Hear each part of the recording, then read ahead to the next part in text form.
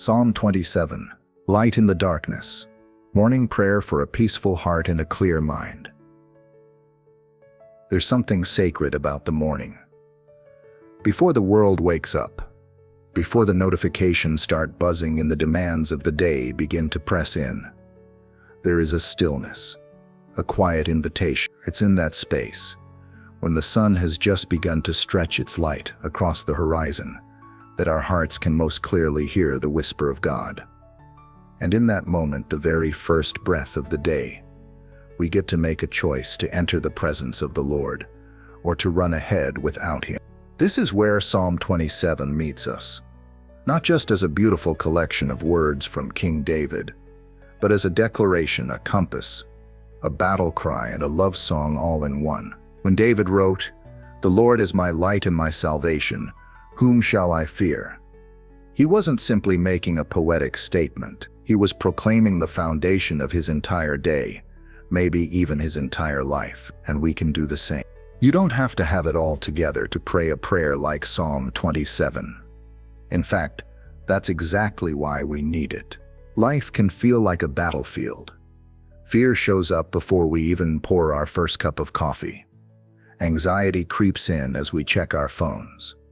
Insecurity whispers in the mirror. But when we rise in the morning and open our hearts in prayer, anchoring ourselves in the truth that the Lord is both light and salvation, something shifts. The darkness doesn't feel as loud. The fears don't feel as final. This prayer, rooted in Psalm 27, is more than a spiritual exercise. It's an act of war against the lies of the enemy and the pressures of the world. It's a surrender, yes, but not to fear or defeat.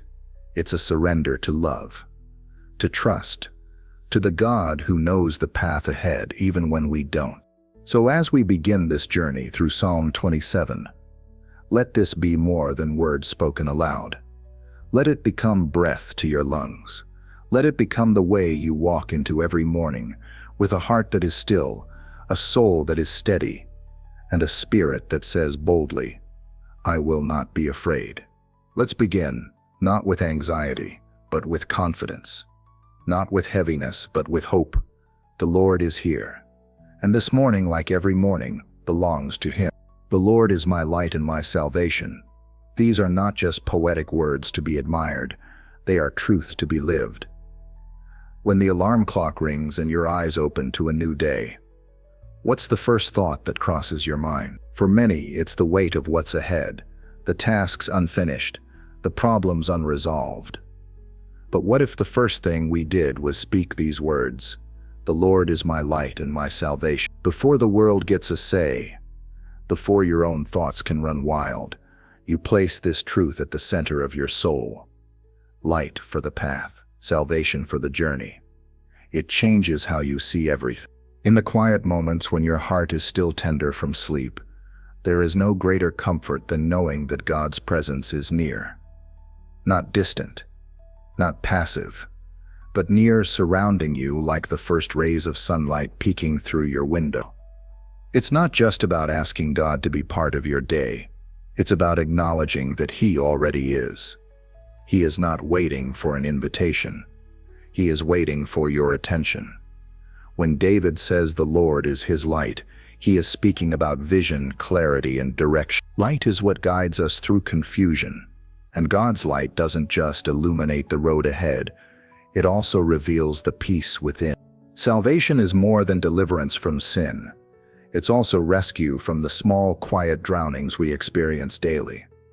The fear that chokes, the doubt that lingers, the shame that hangs on me fog. In the morning, salvation means you don't have to carry yesterday's guilt into today's grace. It means that before you even lift your head from the pillow, you're held by the one who has already declared victory over your battles. God doesn't just save once, He keeps saving. Every morning, again, so you breathe it in, "The Lord is my light and my salvation." Not will be, not might be. He is, right now, in this moment. And with that truth settled in your heart, the next question comes naturally. Whom shall I fear? That's not just a rhetorical question. It's a spiritual confrontation. It's the defiant voice of faith speaking to every anxious thought, every imagined scenario, every looming challenge. When fear tries to walk in, faith rises up and meets it at the door. It reminds your heart that you are not alone, that you're not walking into the unknown unarmed. You're walking with the one who commands angels and calms storms. You speak to your soul, "Whom shall I fear?" And your soul responds, "Not a single thing." Because the same God who stood beside David stands beside you, and his love casts out all fear. You are not abandoned to face today's battles alone. The presence of God is not a distant promise, it's a present reality. So you don't shrink back, you don't hesitate, you walk forward, even if your steps are small. Because your confidence is not in your own strength, but in the one who is greater than anything you'll face. Even when it feels like the odds are stacked against you, when voices rise up to challenge your identity, when circumstances close in and anxiety comes knocking, still you can say with boldness, "Though an army besiege me, my heart will not fear. Though war break out against me, even then I will be confident." That's not denial. That's defiance. That's what it means to be rooted in truth rather than emotion. There will be days that feel like war, days where discouragement comes, dressed like a friend, days where confusion clouds your direction. But the presence of God is not circumstantial. It doesn't rise and fall with the temperature of your mood or the success of your plans. It is constant, it is unshakable. And because of that, your confidence doesn't have to waver. Confidence doesn't mean you feel brave. It means you believe God is who He says He is. It means you let His truth speak louder than your thoughts. And it means you trust that no matter what tries to surround you, stress, pressure, conflict, uncertainty, God surrounds those things. So in the morning, before the world gets noisy, you declare it again. My heart will not fear. You don't have to pretend everything is okay. You just have to believe that God is enough, even when everything feels like it's falling apart. You trust that He will steady you. You trust that He sees what you can't. You trust that no weapon formed against you will prosper, not because you're strong, but because He is. This is why morning prayer matters. It's not just a habit, it's a holy defense. It is the act of choosing faith before fear, praise before panic, presence before performance. It's where we meet God not just as a concept, but as our refuge, our shield, our first and truest love. When we rise with these truths on our lips, we don't just survive the day, we walk through it with confidence and clarity, knowing we are deeply seen and fully held. One thing I ask from the Lord, just one, not 10, not a list of personal wants or temporary comforts, but one singular, desperate, focused longing, that I may dwell in the house of the Lord all the days of my life. When David prayed this, he wasn't thinking about a physical building. He was talking about the presence of God. That place where peace replaces panic, where intimacy replaces insecurity, and where the noise of the world fades beneath the voice of the one who made it. It's easy to wake up with a mental list of everything you need to get done. The day pushes its agenda on you from the moment your feet hit the floor. Emails to reply to, people to see, places to be, expectations to meet. But David challenges us to look higher, to center our attention, not on the pressures around us, but on the person who holds us. The one thing isn't just a poetic wish. It's the key to living a life of focus, not fragmentation. When the presence of God is your first pursuit, everything else begins to fall into its proper place. That longing to dwell in His presence is more than an emotional craving. It's a declaration of priority. You're telling God, more than success today, I want to walk with you. More than comfort, I want to know you. More than answers, I want your voice in my ear. And in that pursuit, you're not chasing a feeling, You're building a foundation. A life rooted in communion with God is not shaken by temporary storm. To desire God above all is to position your heart for true peace. It's to acknowledge that no relationship, no opportunity, no achievement will ever satisfy the soul the way His nearness does. That's why this morning prayer doesn't start with asking God to fix your problems. It starts by asking Him to dwell with you in them. You invite Him not just into your schedule, but into your thoughts, your motives, your desire. And you find, as David did, that to be with God is to be home, no matter where you are. And then comes the beauty. To gaze upon the beauty of the Lord and to seek Him in His temple. There is a kind of rest that comes not from sleep, but from stillness before God. This isn't about working harder to impress Him, it's about slowing down enough to see Him. Worship isn't always loud. Sometimes it looks like silence. Sometimes it looks like tears. Sometimes it's just breathing in His presence and letting Him remind you of who He is. To gaze upon His beauty is to look again and again, not just with your eyes, but with your heart. It's choosing to reflect on His faithfulness, His mercy, His holiness. It's letting the truth of who He is push out the lies that the world tries to plant. You begin to remember He's never failed me. He's always loved me. He still calls me His. When you stop and behold God, you stop being overwhelmed by everything else. Your problems don't vanish, but their power over your peace does.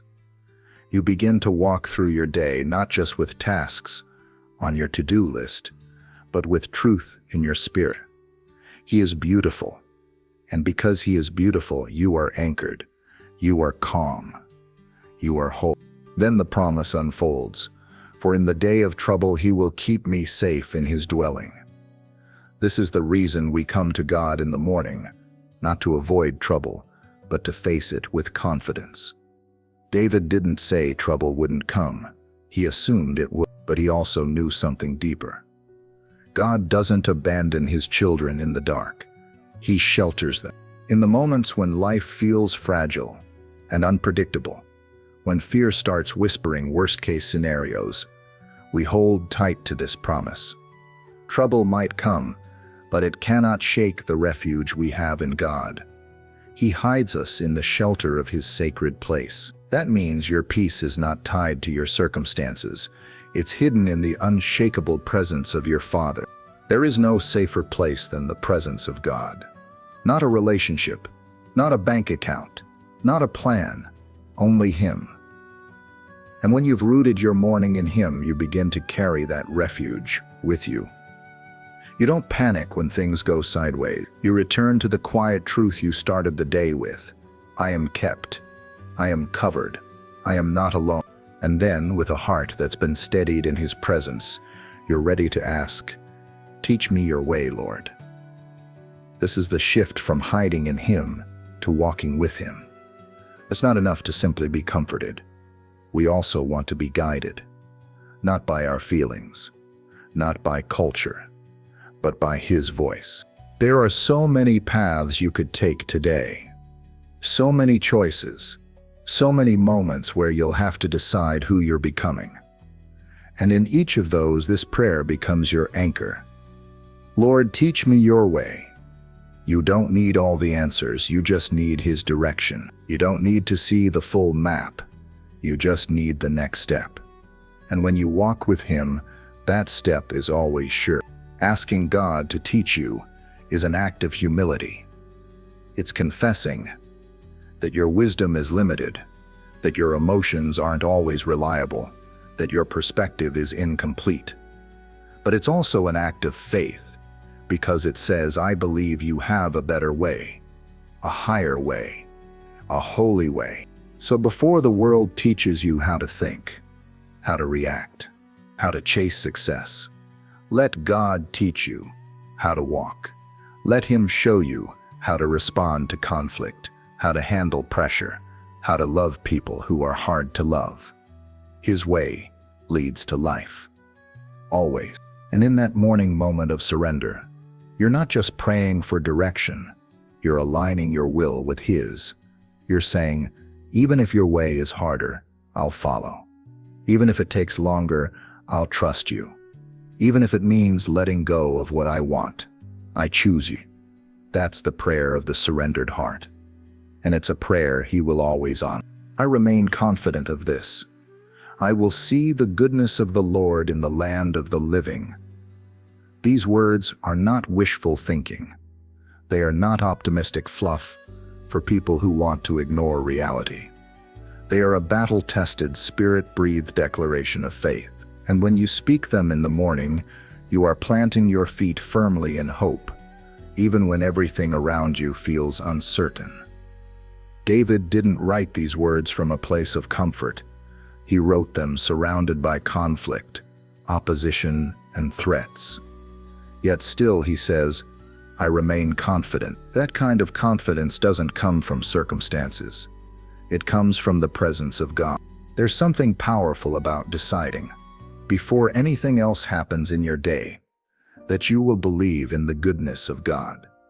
Not based on how you feel, not based on what your situation looks like, but based on who He is. When you begin your morning with this kind of declaration, you are reminding your soul that God's goodness isn't just a theory, it's a promise. It's not locked away in heaven, waiting for some future moment. It's available now in the land of the living, in the middle of your real, messy, beautiful life. Hope isn't ignoring what's hard. It's trusting that what's hard doesn't get the final word. And in your morning prayer, you can name your struggles while still declaring His faithfulness. Lord, today might not be easy. I might face disappointment. I might be stretched. I might not understand, but I believe I will see your goodness. Somehow, somewhere, today, that kind of faith shakes the atmosphere. It releases joy in the midst of heaviness. It shifts your perspective from what if it all goes wrong to what if God shows up in ways I never imagined. Every morning is a choice to lean into that hope. And even when you can't see the evidence yet, you speak it anyway. I will see the goodness of the Lord, because your confidence is not in yourself. It's not in people. It's not in outcome. It's in the unchanging, unshakable, ever-faithful character of your God. Then comes the closing cry of Psalm 27, the invitation and the challenge all wrapped into one. Wait for the Lord. Be strong and take heart, and wait for the Lord. There it is again, twice. Wait.